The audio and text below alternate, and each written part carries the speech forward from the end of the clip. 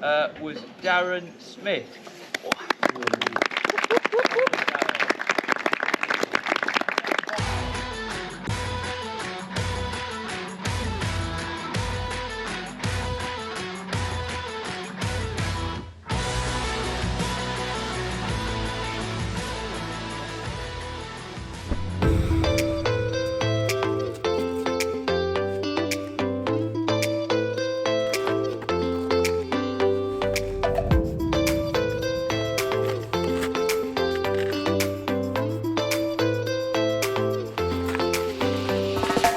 Hey guys, welcome back to the channel and training for a Marathon with Mountains episode 9. I think. One thing's for sure, we've only got a few weeks left until the Yorkshire Three Peaks Fell Race, so vital couple of weeks coming up. We've got a Hilly Fartlek Session tonight. I'll explain more from the run, what that's all about. This weekend on Saturday, I'm going to be doing the Blakey Blitz Fell Race course. That's going to be a race effort just to try and get that into my legs, get used to the harder efforts. Not to mention, it's got the same elevation to distance ratio as the Three Peaks race itself, so should be good experience.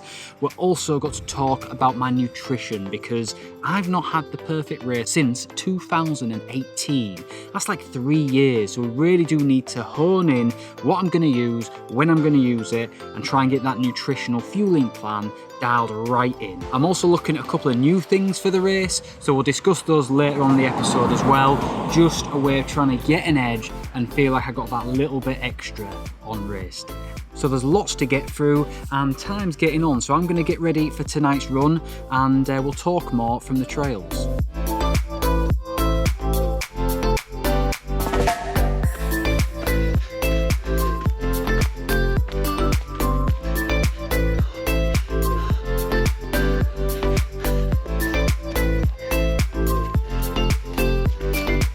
So what's a Fartlek session, guys? It's a Swedish word for speed play, and what we're going to be doing is playing around with the speed on the inclines. It's purposeful towards the Three Peaks, and basically during the race itself it'll be hard to know when we need to be pushing hard and when we need to conserve energy. It's one of my favourite sessions because it literally is just playing around while you're on the run. It's not too disciplined.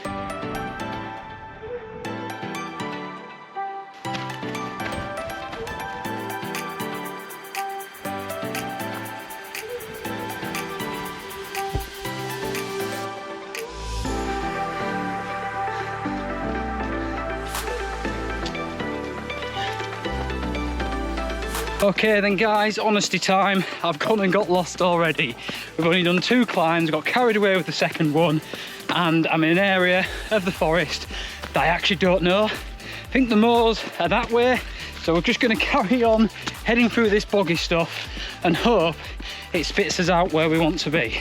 On the upside, however, it's rough as up here, which is purposeful for the Three Peaks, of course.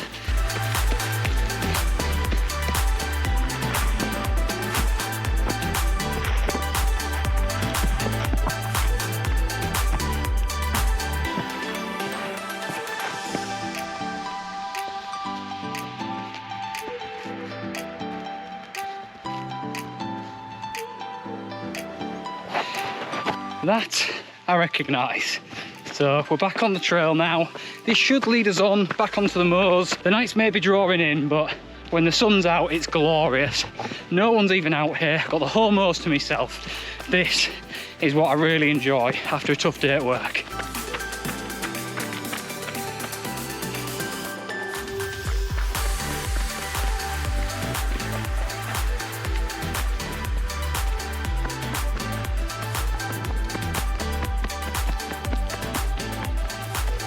We're on the biggest climb of the lot now. Starts out on this lovely paved road before we get up onto the moor where it gets really steep, and it just keeps going and going. You'll have to excuse me guys, I'm going to go a bit quiet for a while.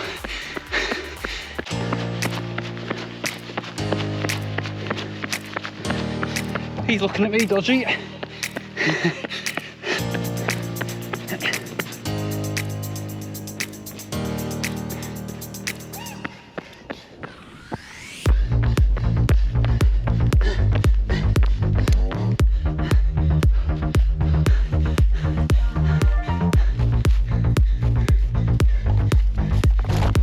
Last little bit.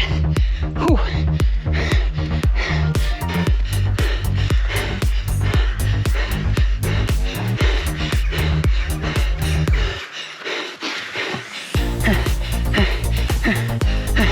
Oh, God, that's tough. Try and catch my breath back, but that is why a Hilly Fartlek session can be really good to do sometimes, because when you're doing hill reps, you know what's coming up. You know it's the same distance every time, generally speaking. In a Fartlek session, you're picking the climbs as you find them. So trying to work out what a tempo effort actually is isn't easy. As you can tell, I overdid that one.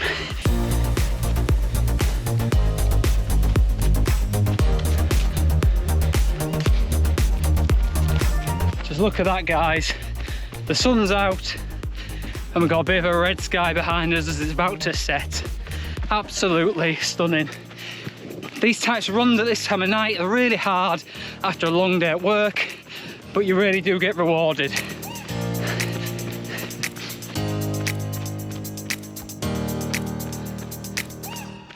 There we go, that public footpath sign just behind us is the marker of our next little effort, and I call these rollers. You'll see why in just a second. And this is why, because you've got your ups and then it eases off, and ups again and then it eases off. It's like this all the way back to our last big climb of the night before we're finishing up.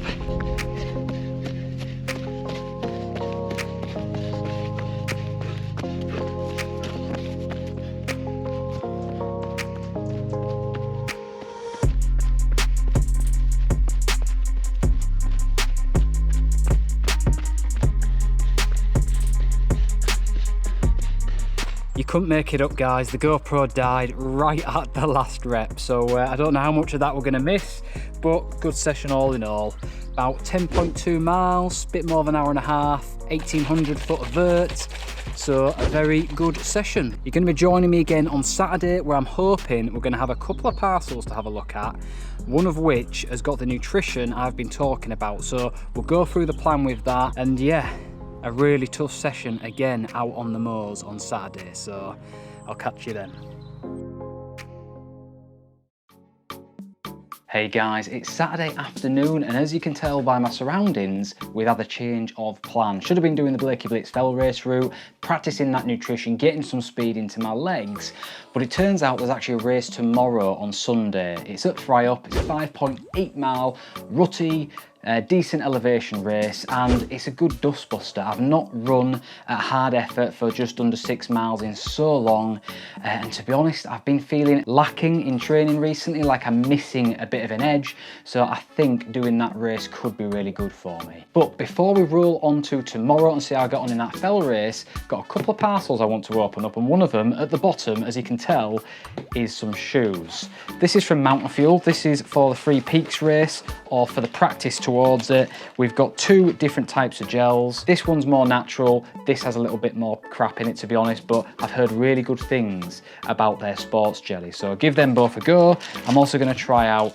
this flapjack bar, just because I think getting a little bit of real food in can be good if your stomach is struggling. So we're going to be testing that out next week now, not today. Time to open the big one though. This has actually been sent out to me by VJ, so massive thanks to them for that. Really do appreciate it. And we've got a nice little shirt by the looks of it, if you can see that. Best grip on the planet. That is really lightweight, should be nice for racing. Lovely little touch by them. And here is the shoe box.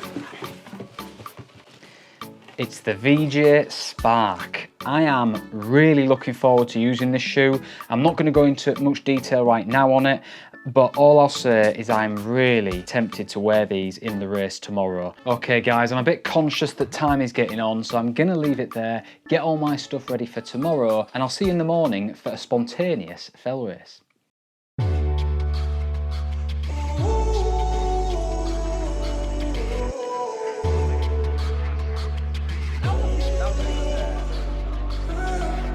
Stumbling home We don't know where we're going.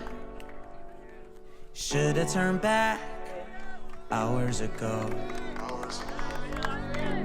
Out of our minds, I guess we're sleeping outside. It's still a good time. Second overall was Darren Smith.